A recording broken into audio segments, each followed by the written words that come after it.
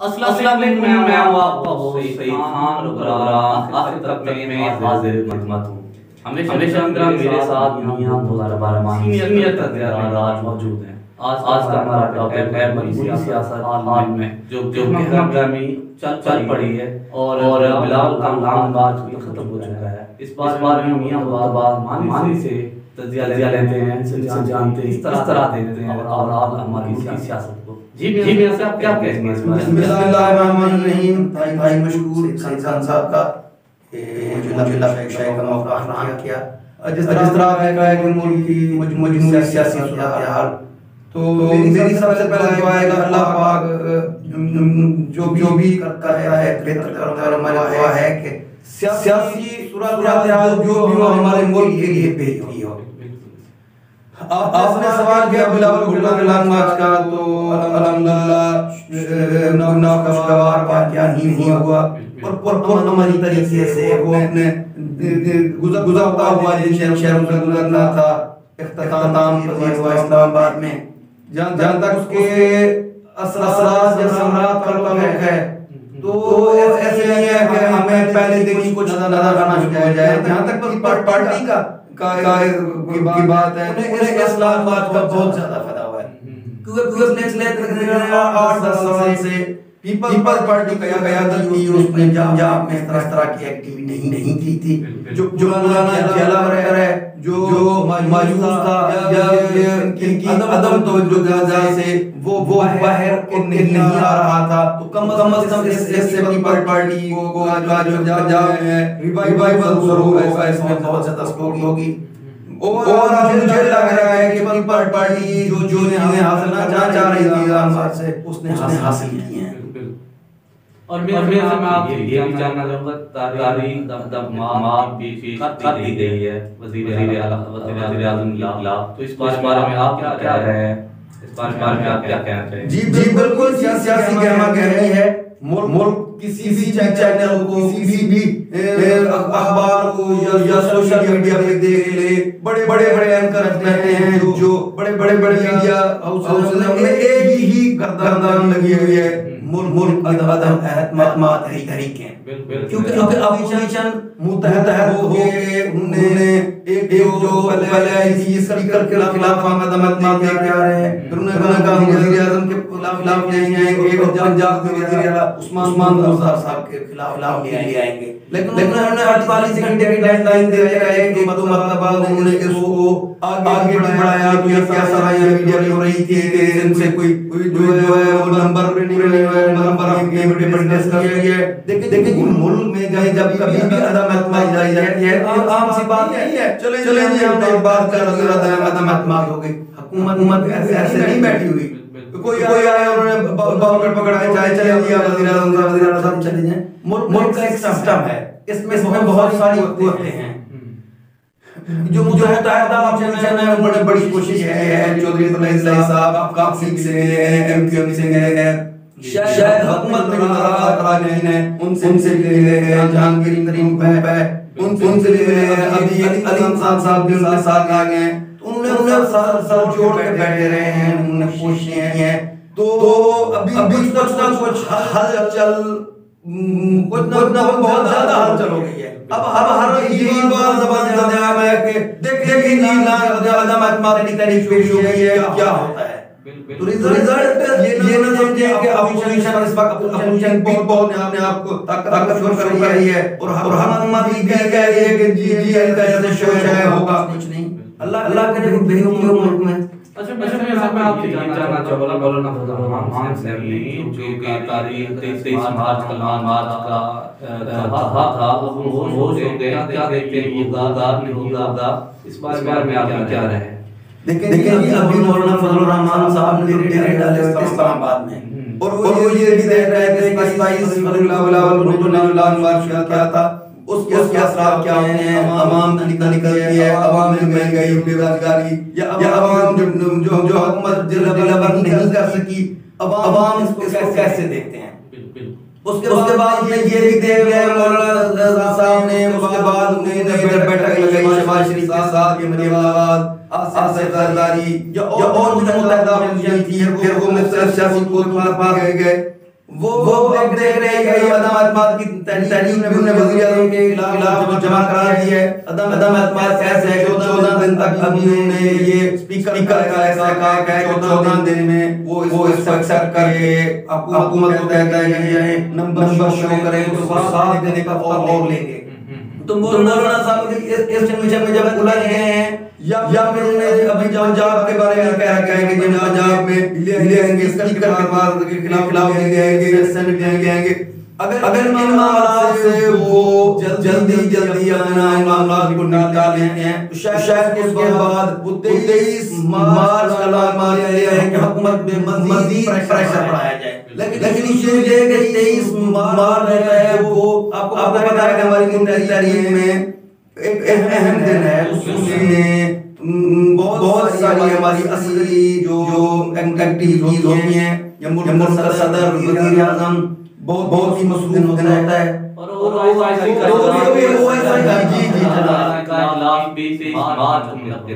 तो ये वो ऐसी इजलास जो ये हैं उस वजह से मौलाना साहब भी सोच रहे हैं प्रेशर बढ़ाया हुआ है। देखें इसमें वो क्या इनिशिएटिव लेते हैं। हालात देख के जो सियासी हालात इस तरह का उनको के लिए उस्मान होंगे वो इस तरह के जो एकदम देखेंगे वो ऐसी इजलास जो मार्च होने वाला है उस वजह से मेरे ख्याल में हुकूमत परेशान है। 23 मार्च को अगर मौलाना फजलुर रहमान इसकी तादाद लेके आते हैं अवाम की तो बहन वाले की क्या इम्पैक्ट पड़ सकता है, क्या असरात इस वजह से परेशान हैं आप इस बारे में। जी बिल्कुल आपने दुरुस्त कहा है कि एक तो वैसे भी मीडिया आजकल बहुत आजाद है पाकिस्तान में तो बहुत ज्यादा है। सोशल मीडिया हो या प्रिंट मीडिया हो या इलेक्ट्रॉनिक मीडिया हो उसमें सारे इशू ओपनली डिस्कस होते हैं। लेकिन फिर भी जब नुमाइंदगान आए हुए हैं तो वो अपनी नजर से देखेंगे कि पाकिस्तान में हुकूमत का इमेज क्या है।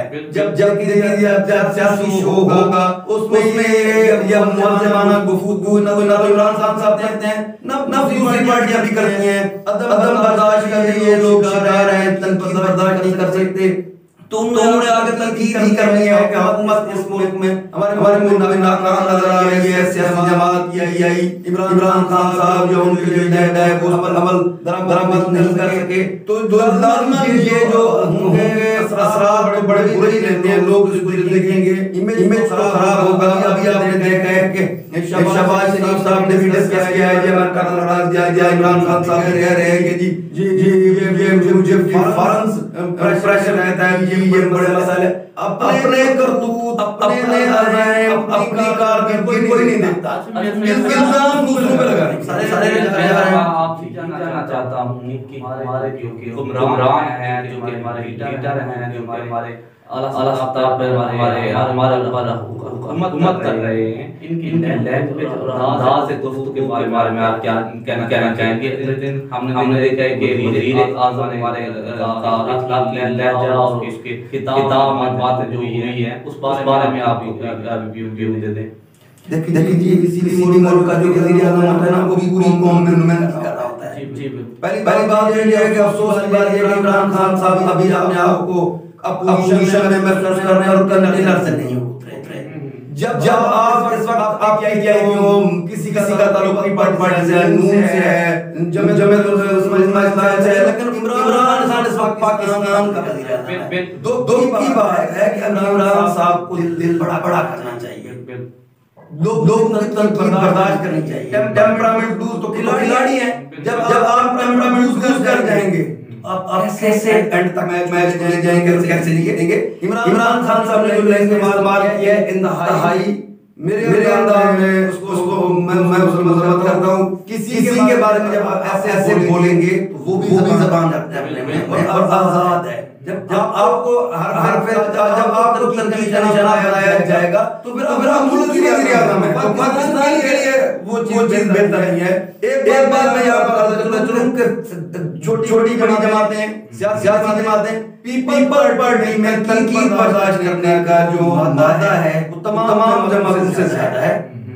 जैसे शहबाज शरीफ साहब मरियम नवाज साहब हों ये जो लोग हैं ये जिस तरह की बुरी ज़बान एक दूसरे के बारे में इस्तेमाल करते हैं तो ये अवाम क्या बता रहे हैं कि हम क्या सबक देखते हैं, कि हम कर क्या रहे हैं। जब हमारे ये जो रोल मॉडल्स हैं, जो हम फॉलो करते हैं, जो हमारे आइडियल्स हैं, जब वो भी इस तरह की ज़बान इस्तेमाल करेंगे तो फिर अल्लाह माफ करेगा, फिर हम जो भी ज़बान की हद तक नहीं है। आपने पास में चले जाए आपको आप देखा होगा कि बात जूतों की हद तक आ चुकी। पास में आपने बात देखी, वो लोगों ने एक दूसरे जूते फंसाए एक दूसरे के ऊपर।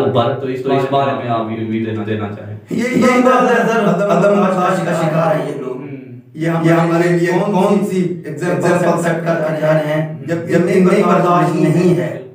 ये लांग बार जो अदम एतमाद तरीके होंगे, एक दूसरे के बारे में करप्शन के बात हों, ये एक दूसरे के बारे में, किरदार के बारे में बात करते हुए इन्हें जो है अपना सोच समझ के एहतियात के साथ बर्दाश्त के दामन को हाथ से नहीं छोड़ना चाहिए। जूते उछालने हो, एक दूसरे की किरदार कुछ करनी हो, ये लोग इल्जाम लगा देते हैं। अफसोस की बात है वो इल्जाम साबित नहीं कर सकते, जिस वजह से इन्हें खुद शर्मिंदगी उठानी पड़ती है। बिल्कुल ऐसे में सबसे इल्जामात की हद तक तय है, लेकिन बात से की हद तक होते हैं, एक दूसरे पर इल्जामात देते हैं, लेकिन इल्जामात कोई सबूत के पास होता तक नहीं है।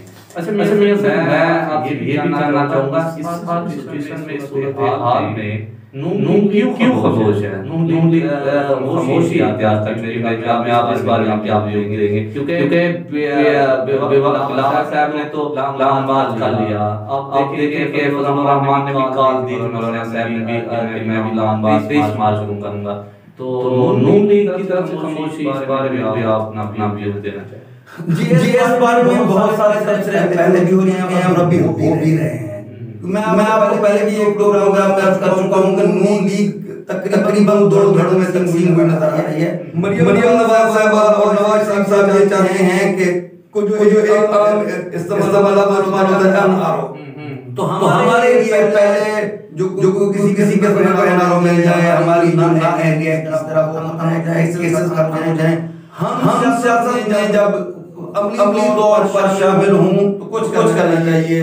शहबाज शरीफ साहब में वो कभी तक क्लास से शहबाज साहब लेकिन कोई समझ नहीं है, ना नहीं है, और सियासत भी कर रहे हैं। तो उनकी ख्वाहिश होती है कि चलिए हम कुछ ना कुछ कर लें, लेकिन जब अब हर में बैठ के आपको इत्तेफाक नहीं होगा, हमने ये इक़दाम करना है, लाभ करना है, ये कुछ चीजें वो ऐसे समझते हैं बैक फुट पे खेलने की कोशिश कर रहे हैं। तो ये अभी हालांकि पंजाब में सबसे ज्यादा सीटें उनके पास हैं, वफाक में भी सबसे बड़ी जमात नून लीग है, लेकिन वो दूसरे के कंधे पर बंदा करा के जा रहे हैं। चलें जी नवाज शहबाज कहते हैं या इस्लाही साहब को अलग अलग बना दें, ज़रदारी साहब आ गए हैं, जिस तरह उनको लीड करना चाहिए था, पीडीएम लीडरशिप उन्होंने मौलाना फजलुर रहमान साहब को दे रखी है। इस तरह के हैं सेनेट में भी वो पहले इस गर्दान में निकल सके कि हम मुस्लिम लीग नून की क़यादत को किस तरह मुश्किलात से निकाल कर पाए जाएं। उसके बाद हमने कोई इस तरह के काम करे जहाँ से हम खुद इक़्तिदार में आए। तो इस वक्त उन्होंने ज़रदारी साहब को और फजलुर रहमान साहब को किया हुआ है। ये पता नहीं है कि ये अक्सर ये बात है कि एक दूसरे को इस्तेमाल करके उन्होंने मफादात दिए हैं। तो शायद ये भी हो कि दर पैसे पर्दा कोई और मोटे और सामने कोई और चीज हो, ये अभी या अदम एतमाद के तरीके हों, इनसे देखिए जी कुछ ना कुछ नतीजा निकलना जरूर है। नहीं तो अगर बेशक हुकूमत इस झटके को बर्दाश्त कर ले, लेकिन बुनियाद नहीं हिल जानी है। पहले जो अदम एतमाद को वो तहत पीछे लेके आई थी, लेकिन अभी तरीन ग्रुप, अलीम खान ग्रुप या पीटीआई के अंदर में भी खलबशार है। आज इमरान खान साहब चल गए हैं एमक्यूएम के पास, एमक्यूएम ने आज सेनेट के इलेक्शन में बाइकआउट किया है। जो फैसल वाला साहब की निशस्त खाली हुए ना एली जैसे पहले भी पीटीआई लोगों पे उंगलियां उठाती थी ना, करप्शन ना एली तरीन साहब की मिसाल ले लें, बड़ा साहब ले लें, कुछ और भी दोस्त हैं जिन पर करप्शन के इल्जाम लगे हैं। जब वो किसी को ऐसे निर्णय कानूनी काम किए हैं और ना एली का सामना करना पड़ा है, तो अभी अपोजिशन के हाथ में कुछ ना कुछ होके उनके कहने बोलने के लिए हाथ आ चुका है, उनकी गवर्नेंस पे दबना होना, बिल न कर सकना। तो अभी हालात पीटीआई लिए उस तरह के आइडिया नहीं है, इक़्तिदार से पहले। सवाल कहने का मतलब नहीं है कि अब पीटीआई गुलाम वाला का एक कदम इत्मीनान की तारीख जो पेश की गई है, इसको झटका ज्यादा लगा है। अभी ही सारा में छोड़ना करना चाहते हैं। जी बिल्कुल, इमरान खान साहब घबराए हुए हैं और तोड़ भाग कर रहे हैं। उनके बयानात जो है सर इंटरनेशनल एस्टैब्लिशमेंट के बारे में ये स्पेसिफिक नाम ले रहे हैं, ये मुझे अमेरिका का कहना नहीं माना, फलाना का नहीं माना, फलाना परेशानी में बेहद है। और ये इस मर्तबा जो मदमत तहरीक को इसमें कुछ ना कुछ नतीजा निकलता नजर आ रहा है। और कुछ नहीं तो इनको इखलाकी तौर पे इनका मॉरली शिकस्त जरूर होगी पीटीआई को। अदम एतमाद अपोजिशन की कामयाब हो या नाकाम हो, लेकिन पीटीआई जो है इस वक्त जो मोराल था, जो इम्तियाज था, वो नीचे जरूर आया है। मैं जानना चाहूँगा बिलाल का नाम कामयाब हुआ है, क्या वो महंगाई की वजह से कामयाब हुआ है? तमाम साथ थी, क्या आवाम में से संगंगा पे निकले हैं, ये नॉर्मल बात थी। बहुत सारे मुआरकात हैं, लेकिन सेंसिटिविटी पीपल पार्टी की हुकूमत सरासर इकरार है। जिस तरह इन्होंने पावर शो दिखाए हैं, उन्होंने भी पावर शो दिखाया है। पीपल पार्टी हो या कोई भी जमात हो, जब तक वो सियासी एक्टिविटी नहीं करेगी, आवाम की नींद नहीं रहेगी। तो लोग समझते हैं कि उन्होंने शिकस्त कबूल कर ली है या ये खामोश होकर बैठ गए हैं, या वजह महंगाई, बेरोजगारी, कानून की हवालदारी न होना, या हुकूमत कुछ अंदरूनी खलफशात, अंदरूनी बगावतें, ये सारे अवामिल मिलके लॉन्ग मार्च को तकवीयत दी और कामयाब किसी हद तक बल्कि बहुत ज्यादा हद तक कामयाब हुए। अब आवाम तो इसमें तादाद में आवाम ने जमहूरियत की है, वो मैं समझता हूँ इसी हद तक, क्योंकि मैं गई ये नया हुकूमत से काम हुआ है, आवाम तंग आकर बिलावल के लॉन्ग मार्च कामयाब किया है। मैं सिर्फ कामयाब एक मैसेज ना देना चाहे हमारे इमरान को, हमारे आवाम को, ताकि हम अपने प्रोग्राम का हमारा मुकम्मल रहता है एक काम मैसेज दे सकें। जी हुकूमत से यही अक्सर अर्ज करते रहते हैं कि मेहरबानी करें, मुल्क कौन बेहतरी के लिए काम करें, और आवाम से भी यही अर्ज है कि मेहरबानी करें, आप भी इस तरह के हुक्मरान लाएं जो मुल्क के लिए बेहतरी लेके आए। जबरदस्त मेरा साहब ने मैसेज दिया कि आवाम ने आपने आवाम के लिए ये मैसेज दिया है कि आवाम को ऐसे कैंडिडेट मुंतखब करने चाहिए जो आवाम के लिए बेहतरी लाएं। प्रोग्राम का वक्त हुआ जाता है खत्म। सही खान को दीजिए इजाजत, मिलते हैं किसी नए टॉपिक के साथ। पाकिस्तान